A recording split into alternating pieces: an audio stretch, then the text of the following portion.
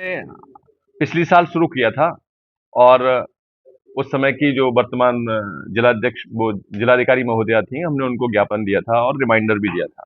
Last year भी कुछ activities हुई थी जिसपे उन्होंने मीटिंग करी थी और कुछ कमेटी बनाई थी, लेकिन ग्राउंड पर कुछ नहीं दिखा।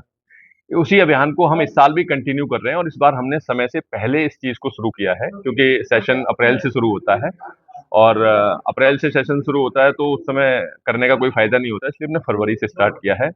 हमने इसको फरवरी को 7 फरवरी को मंडलायुक्त महोदया को एक ज्ञापन दिया था, जिसमें 20 तारीख की हमने एक डेट दी थी प्रशासन को कि इस पर स्कूल को कोई गाइडलाइन या आदेश पास करें।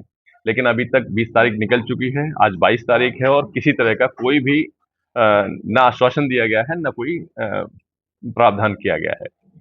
और उसके लिए अगर कुछ नहीं हुआ है तो अब हमें अगला कदम जो लोकतांत्रिक तरीका है धरने का, आंदोलन का, वो हम अपनाने जा रहे हैं, क्योंकि ये लड़ाई इस शहर के नहीं, इस देश के प्रत्येक माँ बाप की है, प्रत्येक आम जनता की है और इस लड़ाई को किसी न किसी को तो लड़ने के लिए आगे आना पड़ेगा।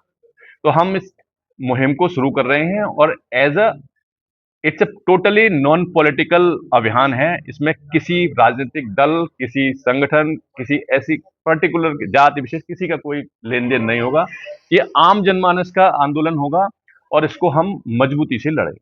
अच्छा, आपकी प्रमुख मांगे क्या रहेंगी इस पूरे कार्यक्रम में? देखिए, हमारी जो मुख्य मांगे हैं, हमने 2 चीजों पे फोकस किया है। पहला, बुक्स को लेकर टोटली प्राइवेट पब्लिकेशंस हैं उनको मैंडेटरी किया हुआ है। कोई भी बच्चा मतलब फोर्सफुली वो कह रहे हैं स्कूल वाले कि आपको वही बुक्स पढ़नी है, आप एनसीईआरटी की बुक्स नहीं पढ़ सकते। लेकिन जो सीबीएसई का बाई लॉज होता है, जब स्कूल को परमिशन मिलती है तो उसमें साफ लिखा होता है कि आप स्कूल्स को मतलब एनसीईआरटी की बुक्स को पढ़ाना है, लेकिन ऐसा कहीं भी फॉलो नहीं हो रहा है।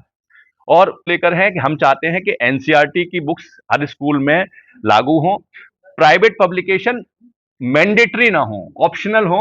अगर कोई बच्चा खरीदना चाहता है, किसी के पेरेंट्स अगर उनको अलाउड करते हैं, फाइनेंशियली स्ट्रांग है, वो खरीद सकते हैं। अदरवाइज जो एनसीईआरटी से पढ़ना चाहते हैं वो एनसीईआरटी से पढ़ें। दूसरा, ड्रेस कोड के मामले में हर साल ड्रेस बदली जा रही है। मतलब आप ये देखिए कि ड्रेस स्कूल की एक आइडेंटिटी होती थी और होती है, उसको हर साल बदलने का लॉजिक मेरी समझ में नहीं आया। एक एक बच्चे के लिए 3-3 4-4 ड्रेस भी स्कूल्स में, कई स्कूल्स में मैंने देखी 4-4 ड्रेस भी हैं। एक आम आदमी कैसे 4 ड्रेस और हर साल बदल देंगे आप? अगर आप कंटिन्यू चलाते हैं 3 से, हमारी मांग है कि कम से कम 3 से 5 साल किसी भी स्कूल की यूनिफॉर्म ना बदली जाए। लूट मुक्त कराने के लिए अभियान चला रहे हैं, लेकिन सफलता हाथ नहीं लग रही है। अब क्या रणनीति तय की जाएगी?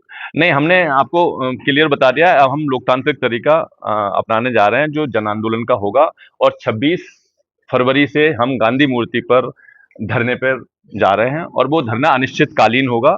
जब तक प्रशासन इस चीज का समाधान नहीं निकालता है, तब तक हम उस धरने को कंटिन्यू करेंगे।